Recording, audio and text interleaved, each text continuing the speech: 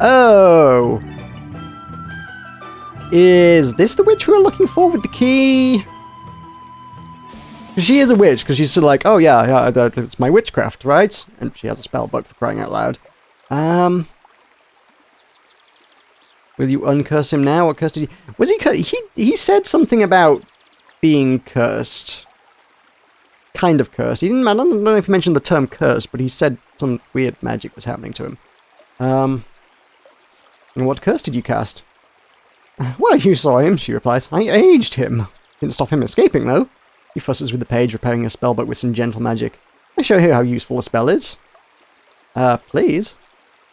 My pleasure. Dan begins to squeal and screech and makes an awful noise about what he'll do if he ever catches up with you again. But it doesn't stop the old lady from casting her spell. The Minimite vanishes. Feel a flow of magic back through your body. You hadn't realized it was gone, but with the Minimite around, your spells have been weakened, and now you are strong once more. That's an interesting event that I actually didn't know happened, because I guess I didn't get the spellbook last time. Interesting. So, I will kind of let you in on a narrative thing that becomes apparent if you keep Jan around or just don't manage to get rid of Jan, which you don't because he's impossible to get rid of. Minimites basically block magic. It's kind of inferred here. With the Minimite around, your spell's been weakened. I cast the Walk spell earlier and it fizzled. That spell just didn't happen. I didn't have that spell at my disposal while fighting Flanker. It would have been an incredibly useful spell to have while fighting Flanker.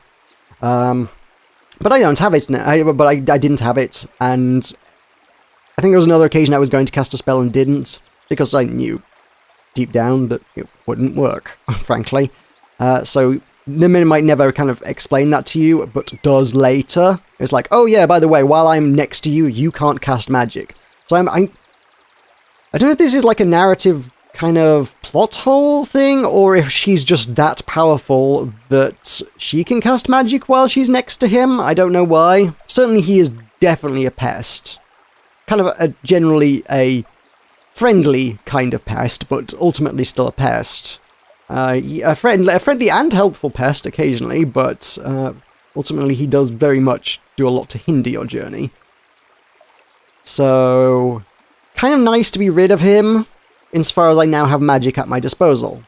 But the flip side of it is, Jan is also a character that recurs, or is supposed to recur. Should recur, might recur, may appear in later games.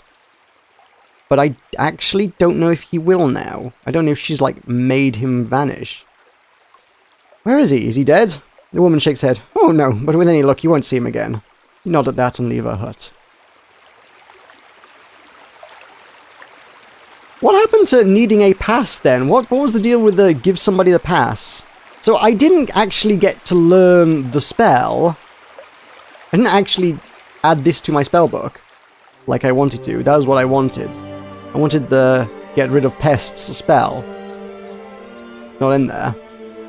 And because I figured that's probably one of the hidden spells, right? That would be really useful to know, potentially. Oh shoot, yeah, like anytime you get beeswax, it's usually from a beehive, and it usually involves dealing with a swarm of angry bees. But feel like a spell of pest removal would be a fantastic way just to stock the hell up on beeswax for fights and stuff. Oh well, let's move on to the village. It was not as valuable as I hoped. You know what did I gain out of all that transaction there? I lost Jan, but that's about it, and I'm actually not sure if that's entirely as good a thing as I want it to be. It is now late afternoon. You pass over the brow of the next hill, and below you is the village of Torepani, slung from one side of the valley to the next like a flood barrier.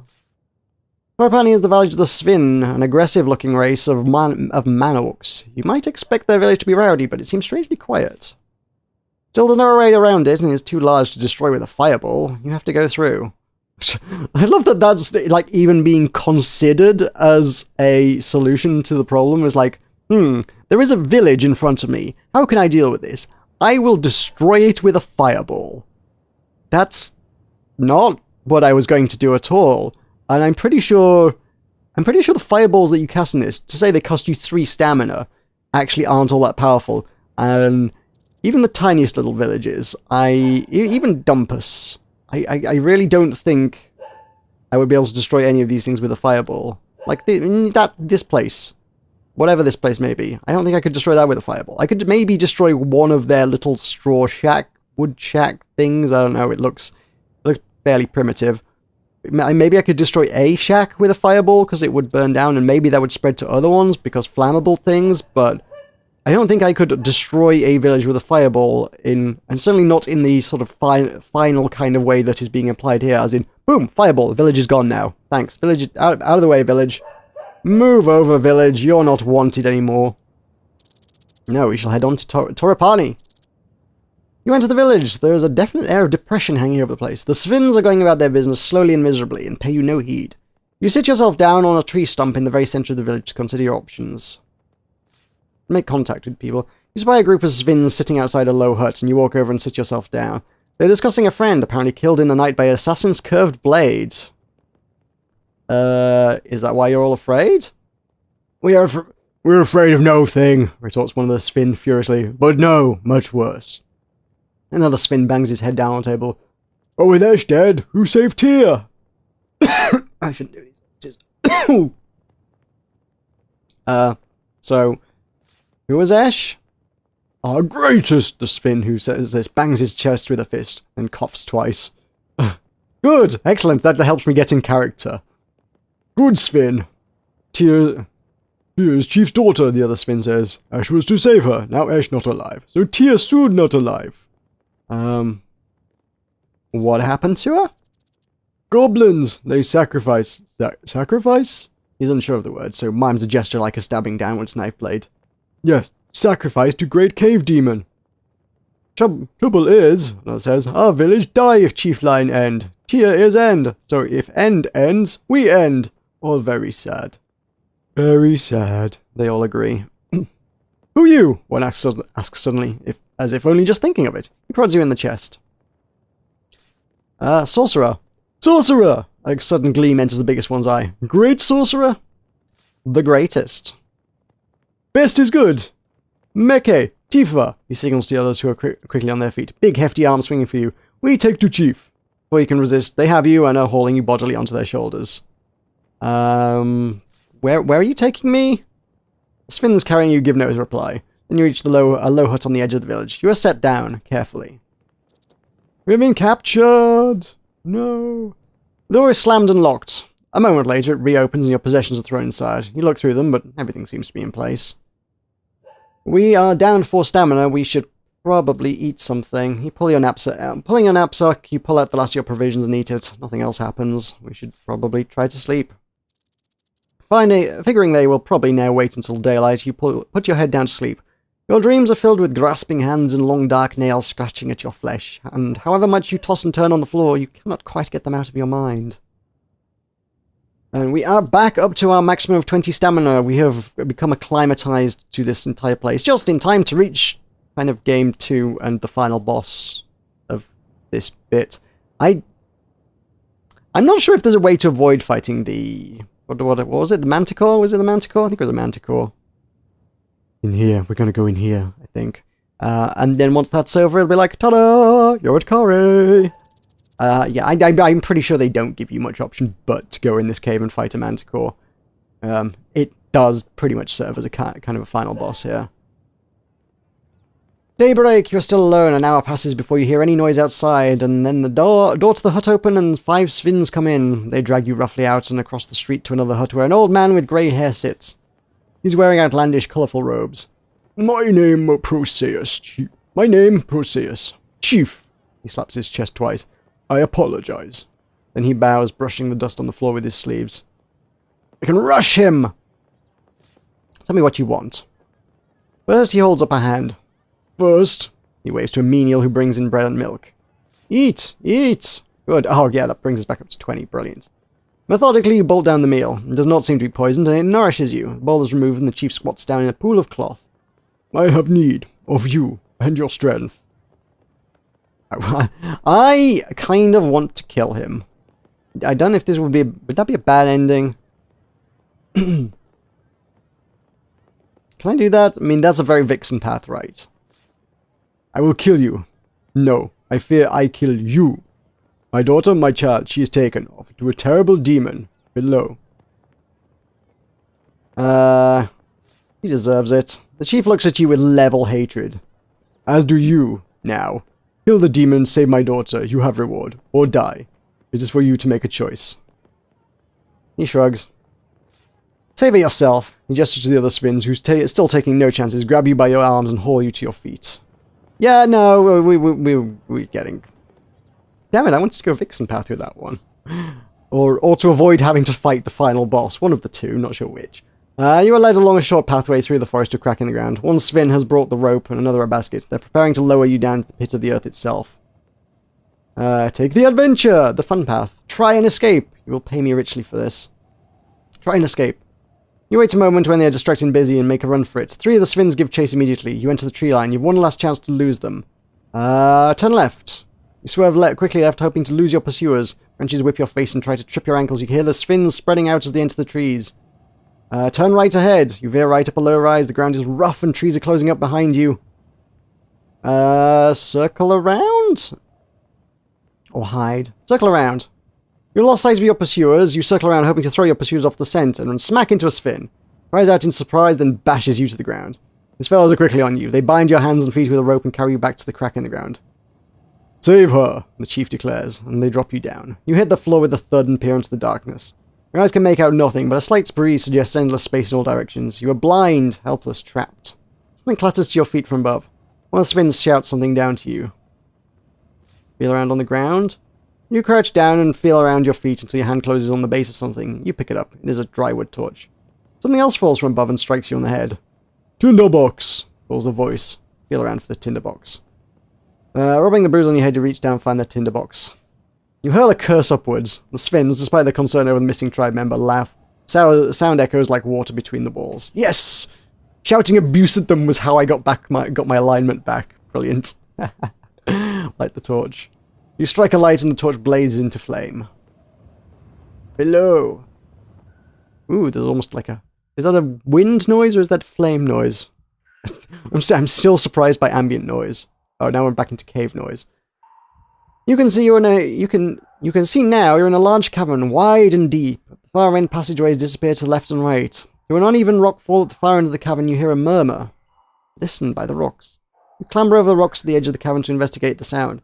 It is a whimpering coming from the other side of the pile of stones. Svinn girl, perhaps? She came in this way, but then the cave-in blocked off her path. You'll have to find another way to reach her. Go left. You go left and creep slowly into the darkness, ears straining for the sound of approaching threat. The passageway slopes down a short way and then ends in a T-junction. 2 stones are stacked on top of one another against the wall here. This is the bit where I almost feel like I should probably grab a bit of paper and make a map or something. I actually kind of think I should. Examine the stones. There's nothing special about the 2 stones, except they happen to be on top of each other. This will be used as a waypoint. Go left. You take the left passage. The tunnel twists and bends sharply as if carved by a river now long since dried away. You lose all sense of which way is which, except to keep going forward where the tunnel splits. There's a stacked pair of stones here as well. Okay, fine. Go right. You turn right. The cave floor here is an inch deep in water dripping from an arched ceiling far above. The droplets land on you are ice cold and run like sharpened claws down your back. A few strides further on, the passage you are following finishes at another fork. A single stone sits by the wall. Go left. You slip through the opening in the left wall. The going is suddenly more difficult, and you realize the tunnel is climbing quite a sharp gradient. All stones rattle and roll away downwards into the dark. At the highest point, a side passage opens on the left. As you enter, 2 stones roll away down the slope. Go straight on, or left? Left. You go left. The path twists and bends and jackknifes, and the passageway appears on your right. Another pair of stones are stacked in one corner. I think the stones have, like, I don't know, and without kind of like some advice or hints as to which one is the right thing to do at each instance. Very hard to tell. Because I feel like there's 1 stone means go right, 2 stones means go left, or vice versa or something. I'm not sure which is which. Go straight on. You push on, you splash through the water which drips from the ceiling, making your torch hiss and spit. Ahead, the path you're keeping forks again. There is a stone here. Go right. And take the right-hand tunnel. The rock in the wall of the passage turns from natural stone to something carved and shaped by ancient hands. There is the occasional mark of lettering, now half rubbed away by time, spelling some message of doom. Then the passage ends, quite abruptly, in a sealed door. Open it. Push open the door, then a catch clicks and some ominous rumbling starts. Behind you, a wall is rising from the stone floor to seal off your escape. Run for it. You run for the wall, but by the time you reach it, there's only a thin gap at the top, and as you leap to pull yourself up, the gap seals. There's a great splashing sound. You whirl around to see hundreds of gallons of water rushing towards you, swept off the ground as the room and corridor fill. You are sure to drown. Magic. With the infuriating Minimite no longer beside you, the world of magic is close to your fingertips once more. I don't know what I can do here because I just don't have enough magical artifacts. The Shamutanti hills are actually pretty sparse in the whole magical artifacts thing. Sus? Yes, there is danger. Don't worry, I know about that one. Force field might work. I could create an invisible force field that would hold back the water? That might be my only option. Dop would open the... Would that open the wall? Would that open the magic wall that's sealed up? Dud creates fake treasure. That is completely useless. Crap. Dop or Foff? Dop's cheaper, but I don't know if Dop would work. Foff I feel like might actually work. Screw it, I guess we're gonna have to go with Foff. I hate this, but, okay. You cast the enchantment quickly and a thick force field forms around you, protecting you and your belongings, and most importantly, providing you with air. The water closes above your head and then, after several moments, begins to drain away. You are gently deposited back on the ground. The ceiling wall behind you reopens and the door shuts. You head back to the previous junction as if almost as if nothing had happened. You've been lucky, very lucky indeed. Return to the flooded chamber where a crack on the wall splits on the left. Fine, go straight on. You keep forwards through the dark. The passageway climbs steeply and a crawl space gapes on your left. You go straight on. The wall's crushing close. The rock is squeezing you to death. Your shoulders rub against the walls. You feel certain you can go no further. The winding seam reaches a split. 2 more stones are stacked against the wall. Go left. Oh, finally we made it somewhere. God, I have no idea how you get through that other than just picking things at random and seeing what happens. You follow the passageway when you hear an echo of whimpering coming up the corridor. Your torchlight falls across a frail shape. Hiding in the shadows is the young Svinn girl, stacking stones into hundreds of little towers. Come with me. You hold out a hand and the girl takes it and gets to her feet. We have to be quiet, she hisses, or else... Suddenly there is a loud roaring from the mouth of this short cavern. The walls begin to shake and crumble. The Svinn's stone towers topple and scatter. One side, a gap in the rubble begins to open, letting through a mean shaft of light. But before you can head for it, the roaring sound is joined by a scream from the Svinn girl. Ah! You turn slowly and peer into the gloom back along the tunnel. Is there something moving? Something coming closer? Perhaps the roaring is the wind rushing through the tunnels. Something is coming. You hear the scrabbling of... I think they do that just so you have an extra point to rewind to, actually. You hear the scrabbling sound of claws on rock, and the exit from the tunnel is blocked by a dark and looming shape. A manticore, huge, terrible. Yeah, I guess if this was like part of the previous entire section of dialogue, you would have to go through the... If you like failed at this, you would have to go through the entire cave system again when you rewound. So yes, that's just there, so you can rewind to the start of, hey, Manticore's here. How do you deal with this?